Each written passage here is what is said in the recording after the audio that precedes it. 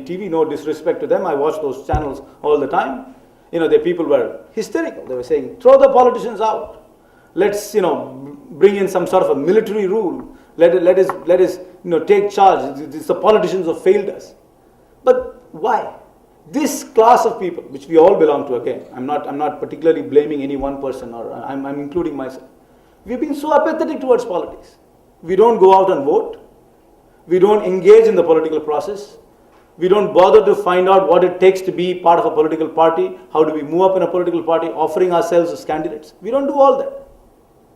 Once we don't do all that, but we expect to bring about this great change just by coming on talk shows and by holding candlelights. That's not going to happen. I would have visited at least 50 villages in my father's constituency since 26/11, because we are getting prepared for the elections. We like to do elections in an old-fashioned way, by actually going and visiting people, finding out what's happening there, getting them prepared, making sure the party machinery is in shape. And when we face the elections in October, in April and May, we are ready to face the battle. Not in one village, please mark my words, not in one village do people ask me, what is our party going to do because of the terror strikes in Bombay? Not in one village did they ask me, are we going to do something different, or do we have to explain this? Not in one village. Not one political worker from the Congress party in 50 rural and remote villages in Shivaganga district in Tamil Nadu asked me this. I believe that's a reasonably good spread for me to come to a conclusion that this is not an issue for all of India. It is not an issue for all of India, because their lives are tragic anyway. They don't need to have a Kasab come with AK-47 in a dingy to blow up the bar and the Oberoi and the Taj to believe that their life is tragic. Their life is tragic anyway. They don't have transportation. They don't have electricity 24/7. They don't have running waters piped into their houses. Their schools probably don't function too well. They still have to depend on the public distribution system to go and buy their groceries. There is no all-purpose Reliance grocery store down the corner. The children all go to government schools in which the teachers are there half the time and not there half the time. We still are grappling with these issues. That is why I believe that somehow to get mulled into thinking that this 26/11 is going to be the issue of the Indian elections or Indian polity or Indian decision making is completely a wrong assumption.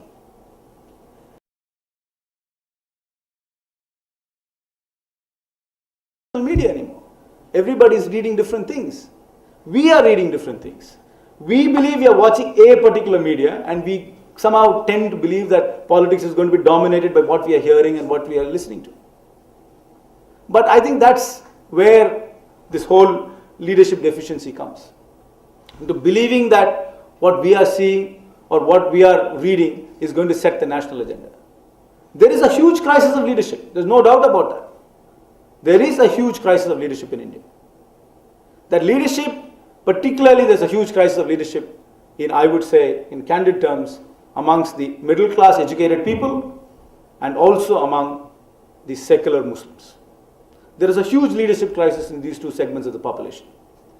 The middle class educated section of society desperately wants to see a better form of government, a better governance, but simply doesn't know how to go about it.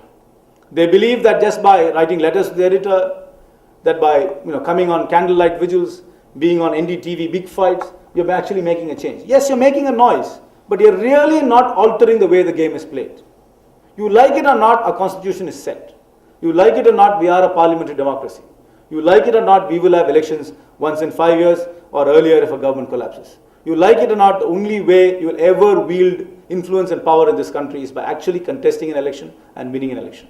And you like it or not, in this country, if you want to win an election, you need to be part of a political party. I speak often to audiences like this. Audiences who are educated, who are committed, who are idealistic, who want to see a better India, who perhaps have the time, energy and the economic resources to contribute, but are somehow put off by party politics. I always tell people, if you want to be in politics, you need to be part of a political party. It's almost like saying, I want to play cricket, but I won't join a team. You can't play cricket solo, can you? You need to be in a team. And the way our political structuring is there, you need to be part of an established political party. I'd be more than happy if you'd all join the Congress party. But I mean, you're more than welcome to choose. You're more than welcome to choose any party of your choice. But the fact is, you need to be part of a political party. Look at Tamil Nadu. It is impossible for somebody to be an independent and actually win an election. We have 39 members of parliament, and I have never seen an independent, and I've been following elections rather closely since perhaps the 1980s, I've never seen an independent win a parliamentary seat. Very rarely does an independent even win an MLA seat in Tamil Nadu. Even the MLA who wins an independent seat is typically a rebel from a party who didn't get a ticket. I can give you numerous examples of well-meaning, idealistic independents who, if they had come and spoken on platforms like this, you would have believed are going to win. A case in point is Mr. A.P. Venkateshwaran, who contested as an independent in South Madras, who was sacked by Rajiv Gandhi as a foreign secretary, who immediately came here, met a couple of Rotary clubs, gave his story, and immediately the English press thought that he was going to be a superb candidate in South Madras, but actually didn't even win his deposit. It is impossible to win if you're not part of a political party. And if you don't want to be part of a political party, don't even imagine that you're going to bring about great political change. Political change in India can only come about if you are going to offer yourself as a candidate or as a functionary within a political party and come up within the ranks and actually wield influence in the government. You like it or not, government is the greatest agent of change. We can have all our well-meaning meetings outside.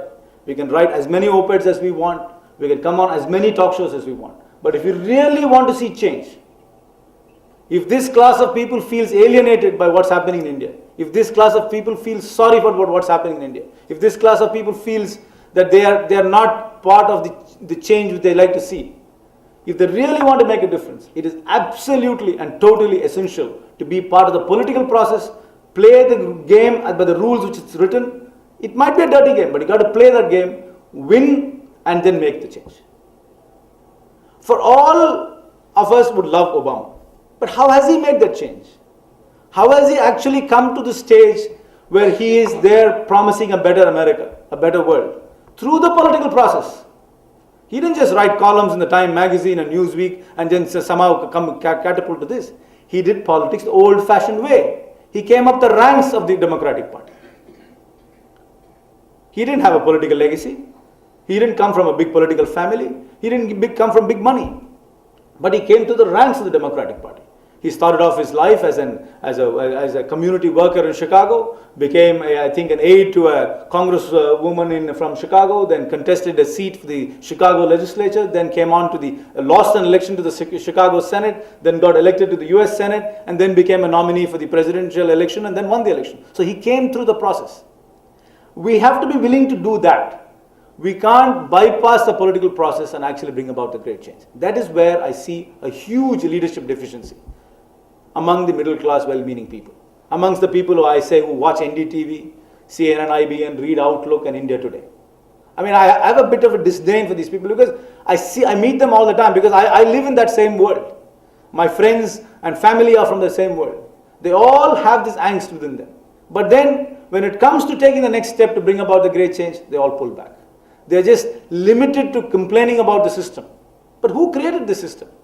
As our foreign minister said, non-state actors don't come from heavens. The same way politicians also don't come from heaven. They come from amongst us.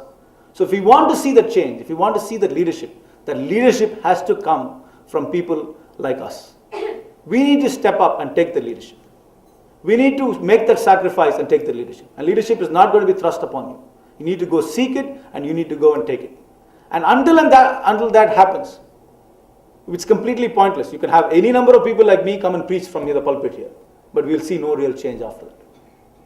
Another area in which I think there is a huge leadership deficiency today is among the Muslim community. I know it's quite cynical about what's happening around the world, that all Muslims are not terrorists, but all terrorists are Muslims. I mean, those kind of stereotypes are being put about everybody. And in India today, I think there is a great divide between the societies. There is an Hindu society and there is perhaps an Indian society and there is a Muslim society. And that difference is only getting wider and wider by the time, because of our media, because of the events which are happening around us, what's happening around the world. I think the divide is getting wider. And to bridge that gap, I see precious little being done.